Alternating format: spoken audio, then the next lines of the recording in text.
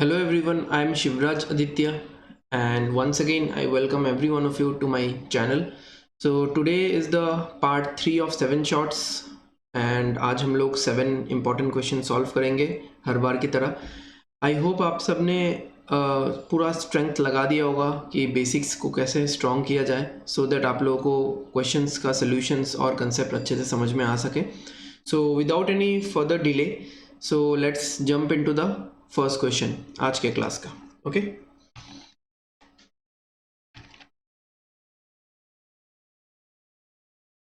Okay so first question is from the topic time, speed and distance. Arun drove from home to his hostel at 60 miles per hour. While returning home, he drove halfway along the same road at a speed of 25 miles per hour and then took a bypass road which increased his driving distance by 5 miles but allowed him to drive at 50 miles per hour along this bypass road. If his return journey took 30 minutes more than his onward journey, then the total distance traveled by him is. तो बहुत ही एक simple sober सा time, speed and distance का concept का question है. सो इसमें हम लोग क्या मान लेते हैं, जैसे यहाँ पे दो सिचुएशंस है, एक तो हो गया कि ऑनवर्ड जर्नी, एक हो गया रिटर्न जर्नी. तो हम लोग ये मान लेते हैं कि जो ऑनवर्ड जर्नी का टाइम है दैट इज टी. ठीक है. सो टोटल डिस्टेंस उसने जो कवर्ड किया होगा लाइक ऑनवर्ड जर्नी में दैट विल बी 60 टी, क्योंकि 60 स्पीड है और टी है ऑनवर्ड जर्नी का टाइम. सो अगर हम लोग ऑनवर्ड टाइम और रिटर्न टाइम को अगर कंपेयर करें तो यहाँ पे जैसे क्वेश्चन में बोला गया है कि रिटर्न करते वक्त उसको आधा घंटा ज़्यादा लग रहा है. मतलब अगर मैं ऑनवर्ड टाइम टी लेता हूँ, ठीक है, और रिटर्न टाइम क्या होगा, रिटर्न अब उसने कैसे रिटर्न किया, रिटर्न उसने दो पार्ट में किया. हाफ डिस्टेंस हो गया 30 टी, क्योंकि टोटल डिस्टेंस तो 60 टी है. हाफ डिस्टेंस उसने कवर किया 25 किलोमीटर की स्पीड से, तो डिस्टेंस बाई स्पीड टाइम हो गया. उसके बाद का जो हाफ डिस्टेंस है, बाद का एग्जैक्टली हाफ डिस्टेंस उसने कवर नहीं किया क्योंकि उसने बाईपास रोड ले लिया था, तो उसको 5 माइल्स ज़्यादा कवर करना पड़ा. तो 30 T plus 5 is the total distance. वो उसने कवर किया 50 के स्पीड पे. तो ये वाला पूरा है रिटर्न करते वक्त उसको कितना समय लगा. ठीक है, वाइल रिटर्निंग द टाइम ही टुक, ये पूरा. सो ये जो पूरा टाइम है this is 30 minutes more than the previous time. Previous मतलब ऑनवर्ड जर्नी वाला, यानी 30 मिनट्स मतलब हाफ एन आवर. ठीक है, तो इसको अपन ऐसा लिख सकते हैं. Okay, so if I right it like this, कि अगर मैं यहाँ पे एक इंटू टू मल्टीप्लाई कर दूँ तो ये नीचे का दोनों पार्ट 50-50 बन जाएगा. ऊपर क्या आएगा 60 T 30 T, T plus half इधर हो गया 60 और 30 हो गया 90 टी प्लस 5 डिवाइडेड बाई 50 इधर क्रॉस मल्टीप्लाई हो जाएगा तो आएगा 50 टी प्लस हाफ के साथ आ जाएगा 25 is equal to 90 t plus 5. ठीक है, ये इधर आ जाएगा 40 t equals 20. So t equals आ गया हाफ. ठीक है, टी हाफ आ गया तो मुझे डिस्टेंस निकालना है. डिस्टेंस यहाँ पे आएगा, टी अगर हाफ पुट करता हूँ मैं तो 30 माइल्स आएगा. तो 30 माइल्स ये हो गया घर से लेके हॉस्टल तक का डिस्टेंस. अब यहाँ पे पूछा total distance travel by him. So 30 60 हो गया और 5 माइल्स एक्स्ट्रा कवर किया था तो 65 is our answer. Okay, next question. The average height of 22 toddlers increased by 2 inches when 2 of them leave this group. If the average height of these 2 toddlers is 1/3 the average height of the original 22, then average height in inches of the remaining 20 toddlers. Okay, so very basic relation, average का question है. very basic relation of average is average into number, हमको क्या देता है, sum. ठीक है, so if I take जैसे यहाँ पे 22 टॉडलर्स है, उनका एवरेज x है, सो सम हो गया 22x. 20 टॉडलर्स है, उनका एवरेज x प्लस 2 है, क्योंकि वो जो दो टॉडलर्स निकल गए उनके जाने के बाद बोला है कि जो एवरेज है वो 2 इंचेस इंक्रीज हो चुका है. तो sum will be 20 into X plus 2. और वो जो दो टॉडलर्स जो निकले थे उनका एवरेज कितना है, उनका एवरेज ओरिजिनल 22 टॉडलर्स के एवरेज का 1/3 है. तो ये हो गया twice x by 3. So this is the sum. Okay, getting my point. This is the sum of total 22 सारे लोगों का सम है ये. ठीक है, ये 20 लोगों का है, ये बाकी के 2 लोगों का है. तो अगर मैं इन दोनों को ऐड करता हूं तो ये वाला पार्ट आना चाहिए, है ना. सो 20x प्लस 40, साथ में ये भी ऐड हो जाएगा ट्वाइस एक्स बाई 3. ये कलर थोड़ा सा अजीब है. Equals 22x. सो यहाँ पे क्या हो जाएगा 40, 22x माइनस 20x तो 2x हो गया. 2x से और आपको ट्वाइस एक्स बाई 3 माइनस करना है, तो ये हो जाएगा 4x बाई 3. ठीक है, 4 से ये कटेगा 40, 10 आएगा. तो x का वैल्यू जो निकल के आ रहा है दैट इज 30. अब हमको एवरेज बताना है उन 20 लोगों का. उन 20 लोगों का एवरेज था x plus 2. So 30 plus 2 32. Next, a manufacturer of a table sells it to a wholesale dealer at a profit of 10%. The wholesale dealer sells the table to a retailer at a profit of 30%. Okay, तो बना लेते हैं. Manufacturer ने किसको बेचा? Wholesale dealer को बेचा. अगर मैं यहाँ पे x मान रहा हूँ तो होलसेल डीलर को कितने में बेचा? 1.1x, क्योंकि 10% का प्रॉफिट है. होलसेलर ने रिटेलर को बेचा. ठीक है, कितने में? 1.1x तो रहेगा ही, इंटू 30% का प्रॉफिट है तो 1.3. ठीक है, 30% प्रॉफिट मतलब 0.3 का प्रॉफिट. तो 0.3 का प्रॉफिट है. ओवरऑल सेलिंग प्राइस कितना है? 130%. तो 130% इज 1.3. ठीक है. So these are the basics जो कि मैं हर वीडियो के स्टार्टिंग में बोलता रहता हूँ कि ये सारे बेसिक्स आपको पता है, तो आप कैसे क्वेश्चंस को अप्रोच करना है वो जानने के लिए you can jump into the questions directly. और नहीं पता है तो आप लोग पहले थोड़ा सा बेसिक्स को जान लो, थोड़ा एक्यूमुलेट कर लो बेसिक कंसेप्ट को, देन आप लोग आराम से कर सकते हो. Okay, finally the retailer sells it to a customer at a profit of 50%. तो वो कस्टमर को बेचता है कितने में? 1.1x into 1.3 into 1.5. ठीक है, बहुत सारा पार्ट इस क्वेश्चन में था जो ऑरली किया जा सकता है. ओके, जैसे 1.1x इंटू 1.3 इंटू 1.5 ये डायरेक्टली हम लोग लिख भी सकते हैं. ओके, इसको थोड़ा सा ढंग से मैं लिख लेता हूँ. 11/10x into 13/10. 1.5 is like 3/2 and 4290. ठीक है, सो अगर मैं इसको कैंसिल आउट करता हूँ, 3 से अगर कैंसिल करते हैं हम लोग तो कितना आएगा? 14 times 3 times 0.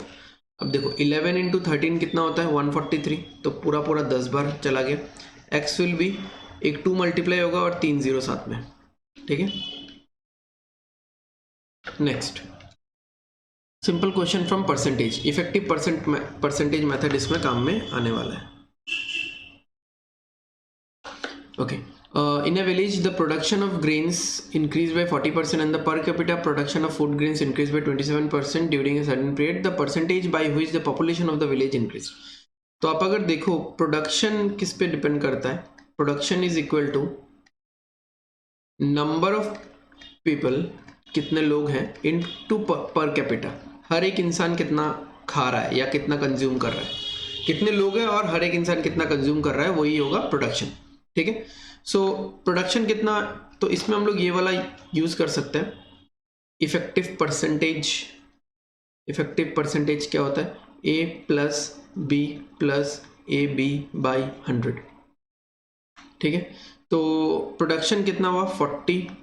Number of people वो तो पता नहीं मुझे, plus per capita is 27 plus 27 a by 100.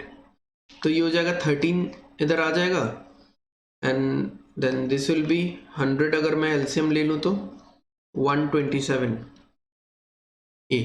ठीक है, सो a विल बी 1300 बाई 127. तो यहाँ पे सिंपली आप देख सकते हो कि अगर मैं इसको कैंसिल करता हूँ, मतलब अगर यहाँ पे 130 होता तो ये पूरा 10 बार चला जाता है ना. 130 होने से 10 बार चला जाता, बट यहाँ पे 130 से हल्का सा ही कम है, 127 है. So 10 point something will be there. ठीक है, 13 तक तो जाएगा ही नहीं, है ना. 120 इंटू 120 होता है 144. ठीक है, 1440, तो वो तो 1300 है, जाएगा ही नहीं इतना। सो 10 आंसर है हमारा, ठीक है, अप्रोक्सीमेटली बोला था निकालने। Okay, nearest to 10। ओके, ये भी एक सिंपल सा क्वेश्चन है। A motor bike leaves point A at 1 PM, point A और बी बना लेते हैं पहले। ओके, तो मोटर बाइक 1 PM को यहाँ से निकलता है। Okay, at uniform speed a car leaves point B, car निकलता है पॉइंट बी से 2 बजे, moves towards A at uniform speed which is double that of the motor bike. तो मोटर बाइक का जो स्पीड है और कार का जो स्पीड है, इनमें रिलेशन क्या है? कार का स्पीड मोटर बाइक के स्पीड का डबल है।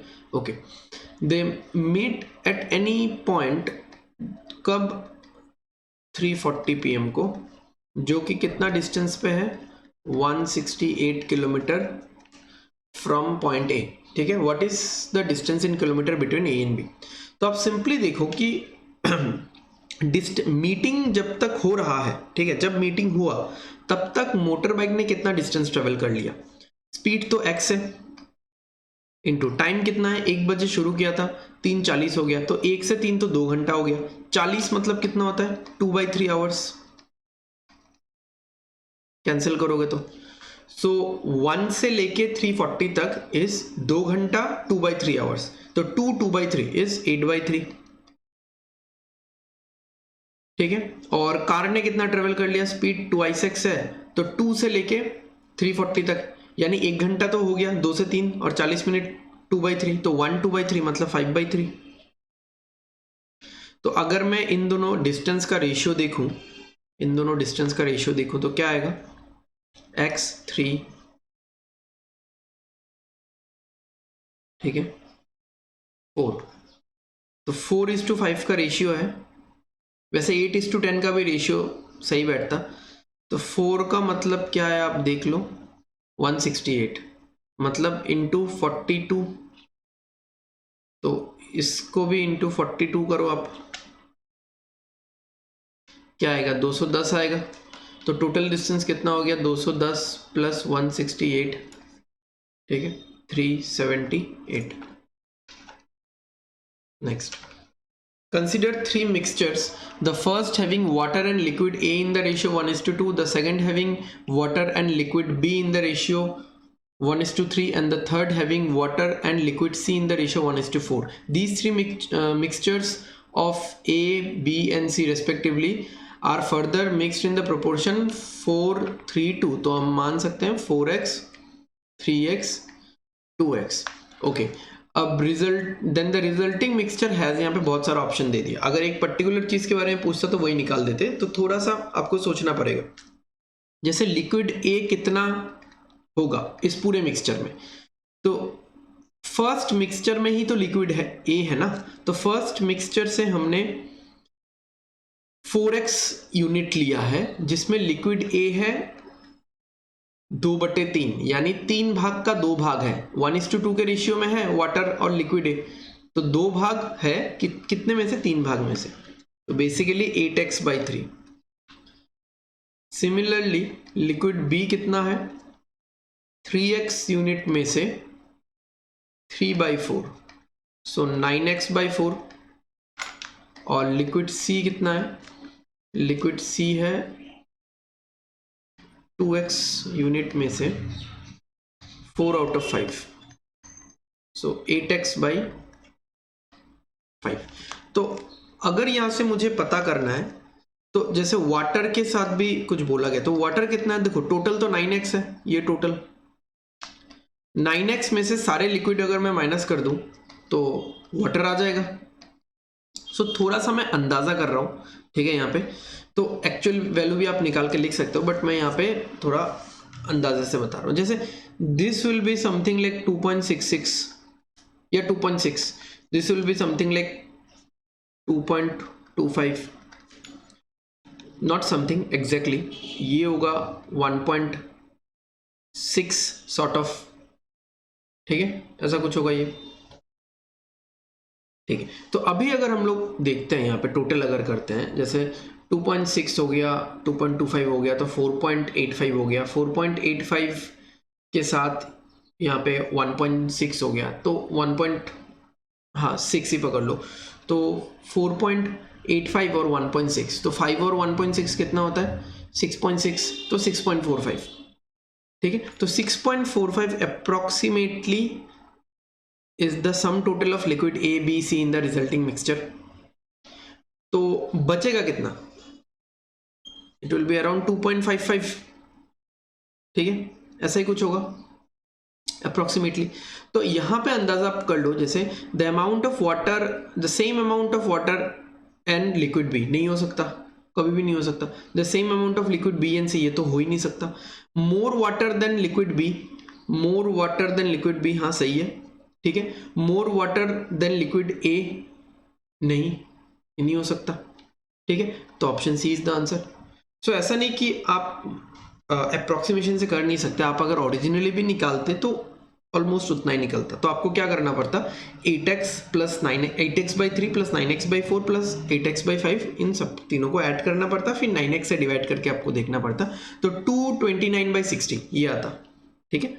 9x से अगर आप ए बी सी एकदम मैथमेटिकली ऐड करके निकालते तो फिर आपका वाटर आता अराउंड 229/60, ऐसा कुछ आता, ठीक है। तो वही चीज़ है कि आप ऐसा अप्रोक्सीमेशन से कर रहे हो तो थोड़ा अंदाजे से आपका आंसर जल्दी निकल रहा है, ओके। वैसे आप रेशियो का ही क्वेश्चन बोल सकते हो, इतना तो मिक्सचर एलिगेशन यहाँ पे यूज हुआ नहीं है। चलो next, moving to the last question. If the product of three consecutive positive integers is 15600, then the sum of the squares of these integers। अब यहाँ पे देखो पॉजिटिव इंटीजर्स है और 3 कंजिक्यूटिव इंटीजर्स है। अब 3 कंजिक्यूटिव इंटीजर्स का अगर मल्टीप्लिकेशन 15600 आ रहा है, यानी उन तीनों कंजिक्यूटिव इंटीजर्स में 5 रहना पड़ेगा। 0 कैसे आता है, 0 मतलब 10 है ना, तो 10 कैसे बनता है, 5 और 2 से बनता है। तो 2 10 आया है यहाँ पे, यानी 100 आया है देखा जाए तो 2 10 कैसे आएगा, जब आपके पास 2 5 रहेगा या 2 2 रहेगा। Got it. 2 2 तो चलो हो ही जाएगा, 156 इवन नंबर है, ठीक है। इसको 2 से डिवाइड करेंगे 78 आएगा, वो भी इवन है। 2 5 रहना पड़ेगा। अब आप एक चीज बताओ, 3 कंजिक्यूटिव नंबर्स आप जब लिखोगे तो ऐसा 2 नंबर मिलना पॉसिबल है जिसमें 2 5 हो, मतलब ऐसा 2 नंबर, जैसे आपको एक नंबर मिला जिसमें एक 5 है, फिर तीसरा नंबर ही या दूसरा नंबर ही ऐसा है जिसमें और एक 5 है, ऐसा पॉसिबल ही नहीं है ना। जैसे मैं अगर 15 बोलता हूं तो 15 के बाद 15 16 17 या 13 14 15 या 14 15 16, एक ही नंबर मिलेगा आपको जहां पे 5 होगा, बट हमको चाहिए 2 ऐसे नंबर जिसमें 5 हो। You are getting my point. तो अब यहां पे मतलब मुझे ऐसा कोई नंबर तो मिल नहीं सकता जिसमें 5 हो, तो मुझे डायरेक्टली उस नंबर पे जाना पड़ेगा जिसमें 2 5 है, जो कि है 25। और ये आइडिया आपको मिल भी जाएगा, जैसे इंटू आप 100 लिखोगे तो 100 में तो 25 वैसे ही है, और अगर इसको आप थोड़ा सा फोकस करोगे तो दिस इज 12 इंटू 13, ठीक है। तो बन गया, और क्या चाहिए, हो ही गया, खत्म है बात। इस 4 में से एक 2 लेके आप 13 को दे दो, इस 4 में से और एक 2 लेके आप 12 को दे दो, तो ये बन जाएगा 24 25 26। सो 24 इंटू 25 इंटू 26 का मल्टीप्लीकेशन होता है 15,600, 15600। अब बोला है मुझे इन सब का स्क्वायर का टोटल बोलना है, तो 576 625 एंड 676, ठीक है। वैसे भी आंसर 1800 से ऊपर तो आने ही वाला है, 600 600, ये 576 से ऑलमोस्ट यहाँ पे 676 है, ठीक है। तो 77 लास्ट में देख लेते हैं, 12 और 7, ठीक है, यही आएगा answer, okay. So thank you everyone, thanks for watching. Okay, so the important point I'm gonna say now is कि आप लोग इन 21 क्वेश्चंस को देखो, ठीक है। पहले के 7 क्वेश्चंस, फिर 7 और आज के 7 क्वेश्चंस, 21 क्वेश्चंस को देखो। देख के आप आप सब लोग अपना जो बेसिक्स में कहाँ पे आप लोग लैग कर रहे हो वो नोट करो, एंड नोट करके उस पर आप लोग काम करो, ठीक है। एंड सब्सक्राइब कर देना चैनल को, ताकि मैं कोई भी नया वीडियो नेक्स्ट डालूँ, part 4 part 5 are in the lineup, ठीक है, आने ही वाला है, तो आपको नोटिफिकेशंस मिलता रहे। Okay, so thank you, thanks for watching, take care.